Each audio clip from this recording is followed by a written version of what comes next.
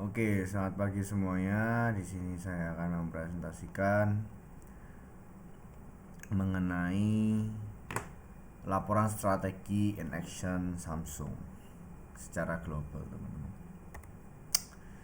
Ya, industri smartphone global merupakan salah satu sektor ya teknologi dengan tingkat dinamika, inovasi dan persaingan tertinggi di dunia. Dalam tiga dekade terakhir, smartphone tidak lagi hanya diposisikan sebagai alat komunikasi, media hiburan, alat kerja produktivitas sekaligus platform integrasi ekosistem digital. Kondisi ini menjadikan inovasi sebagai determinan utama keterberlangsungan dan gaya saing perusahaan teknologi, bukan sekedar hanya efisiensi biaya. Samsung Electronics sebagai pemain dominan pada industri ini menghadapi tekanan kompetitif dari berbagai sisi, teman-teman. Pada segmen premium, Apple menjadi pesaing utama melalui pendekatan ekosistem tertutup berbasis integrasi software hardware dengan positioning, status, dan kesederhanaannya. Pada segmen menengah ke bawah ada saingan bernama Xiaomi dari China. Ada Oppo, Vivo dan juga Huawei. Jadi banyak brand-brand China yang murah-murah ya, menggunakan strategi penetrasi agresif berbasis menekan harga dan speed to market. Dalam konteks ini, Samsung tidak dapat hanya mengandalkan manuver harga atau promosi, melainkan membutuhkan diferensiasi strategis melalui inovasi teknologi sebagai keunggulan kompetitif jangka panjangnya. Sejalan dengan itu, Samsung menetapkan pendekatan innovation driven market penetration strategy, terutama melalui pengembangan foldable phone Galaxy S series, integrasi AI native smartphone Galaxy AI, penguatan kamera flagship S series, serta konsolidasi ekosistem perangkat dan layanan digital. Strategi ini tidak hanya bertujuan memperluas pangsa pasar, tetapi juga membentuk ulang definisi nilai smartphone pada ranah global. Menjadikan inovasi sebagai instrumen penetrasi, bukan sekedar ornamen produk saja. Di sini kita melihat beberapa rumusan masalah, bagaimana langkah strategi Samsung dalam persaingan global smartphone, bagaimana Samsung menerapkan strategi penetrasi pada level korporasi, bagaimana rencana implementasi strategi tersebut, sistem internal kontrol apa yang digunakan, hambatan apa yang berpotensi mengganggu, bagaimana strategi tersebut proyeksikan. Tujuan penulisan bisa teman-teman lihat manfaat penulisannya secara akademis, praktis, konseptual. Batasan penulisan dibatasi pada fokuskan smartphone Samsung global saja ya teman-teman ya, supaya kita lebih specifically.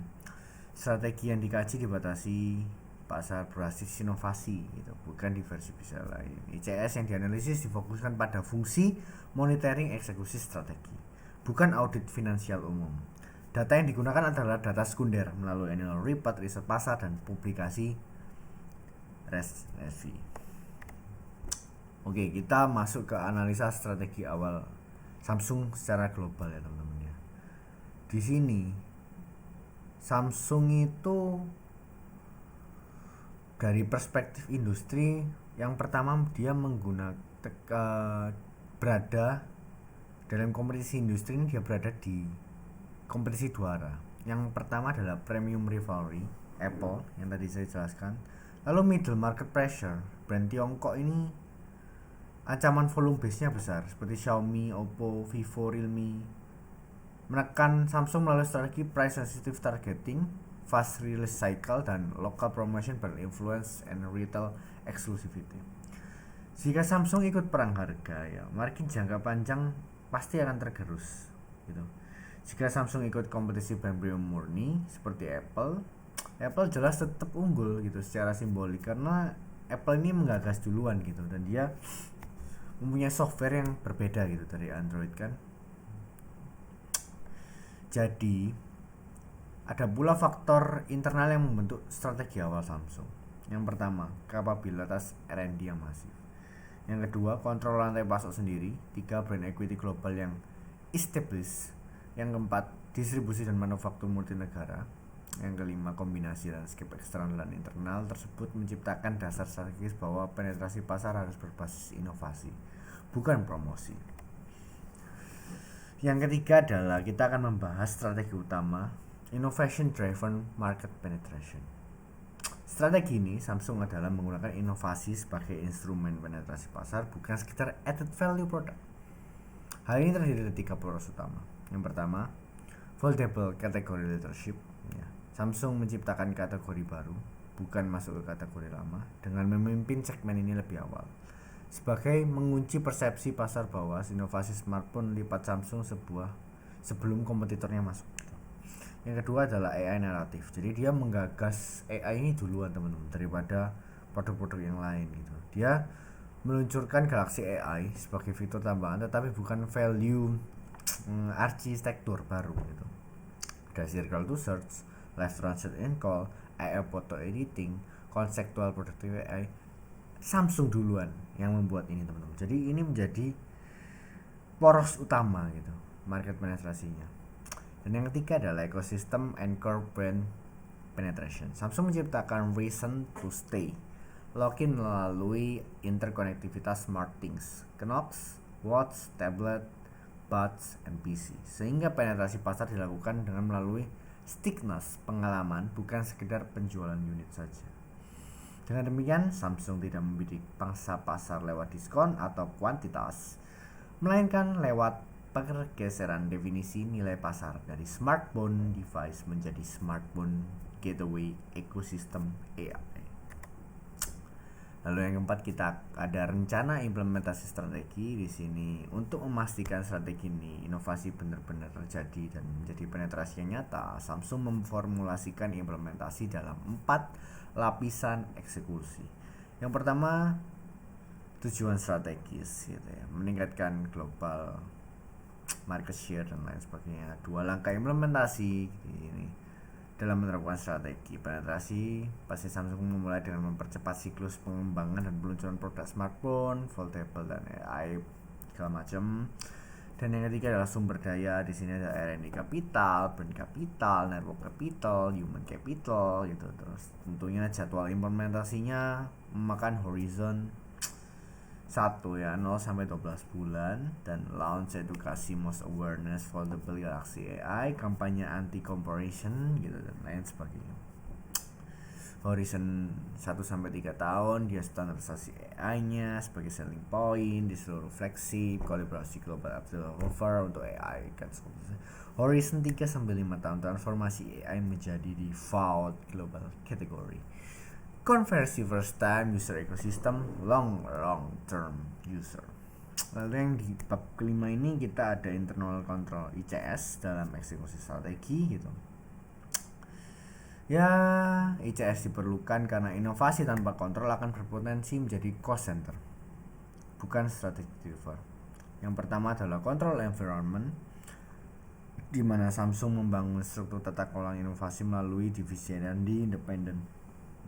Dengan milestone yang terstruktur, komite global yang mengawasi assessment strategi eksekusi dan budaya keputusan berbasis data, environment development, terus dia ada risk management pastinya, resiko kegagalan adopsi pasar, semua sudah diperhitungkan, regulasi AI, resiko regulasi AI, resiko peniruan, resiko supply chain, lalu ada control activities di mana mencakup KPI bulanan, kode audit, monitoring cost to innovation, vendor diversification, lalu ada information and communication di mana berisi dashboard global, penetrasi real time, komunikasi lintas negara, standarisasi reporting.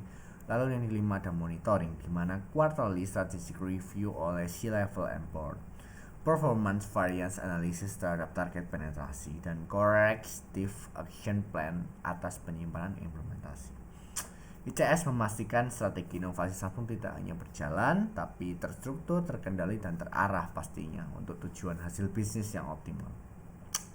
Di bab ke-6 ada potensi, hambatan, strategi, dan mitigasinya teman-teman. Hambatan eksternalnya ada price war dari presiden Cina. Mitigasinya kita fokus pada diferensiasi, inovasi, dan bukan perang harga melalui AI tadi. Lalu yang kedua adalah brand prestige Apple di segmen premium. Mitigasinya apa? Revisi nilai melalui kategori baru foldable plus AI, bukan head to head. Jadi kita bermain di kategori yang lain. Lalu yang ketiga ada keamanan dan regulasi AI lintas negara. Mitigasinya gimana? Comply by design dalam developmentnya, gitu, hambatan internal. Ada biaya R&D yang besar. Mitigasinya ya standarisasi, reuse teknologi lintas produk. Yang kedua, komplementasi integritas ekonomi global. Mitigasinya ya modular integration approach versus single actuator. Hambatan bukan akan berhenti, tetapi parameter untuk memperkuat struktur strategi agar sustain. Evaluasi dampak strategi ya. Dampak terhadap kinerja pasar sih, inovasi kategori baru, memindahkan komoditas ke arena gitu, adopsi AI, memperbesar switching barrier dan brand lain, ekosistem penguncian, meningkatkan resistensi global konsumen jangka panjang gitu. Dampak ke kinerja keuangan ya margin premium lebih sustainable, R&D menjadi aset strategis gitu, bukan beban biaya. Lifetime value pelanggan meningkat melalui lock-in ekosistem tadi yang berbagai macam produk menghasilkan experience bagi penggunanya. Dampak terhadap kapabilitas organisasi ya transformasi budaya organisasi menjadi innovation gitu kan, inovasi dan inovasi. Penguatan status Samsung sebagai trendsetter bukan follower, menciptakan mode strategi yang sulit direplikasi Apple atau Xiaomi dalam jangka pendek. Mungkin dalam jangka panjang semua akan mengikuti gitu, tapi mindsetnya tetap Samsung terutama. Sebagai penutup, strategi penetrasi pasar Samsung melalui inovasi bukan sekedar langkah ofensif, tetapi mekanisme bertahan di tengah kompetisi teknologi yang semakin intensif. Dengan menggabungkan inovasi produk, affordable dan AI narrative, ekosistem integrity, rencana implementasi struktur, serta sistem kontrol internal yang ketat, Samsung membangun diferensiasi berlapis yang tidak hanya meningkatkan penetrasi pasar, tapi juga menciptakan keunggulan kompetitif yang berkelanjutan. Dalam lingkungan bisnis berbasis pencepatan inovasi, strategi ini menciptakan Samsung bukan sebagai pemain yang bereaksi terhadap pasar, tetapi aktor yang membentuk ulang pasar, market player. Dengan demikian, strategi innovation driven penetration dapat dimulai layak, relevan, dan memiliki proyeksi dampak positif signifikan bagi kinerja dan organisasi dalam jangka yang panjang. Berikut daftar pustaka dari saya. Sekian. Terima kasih banyak teman-teman. Thank you. Bye. See you and my record.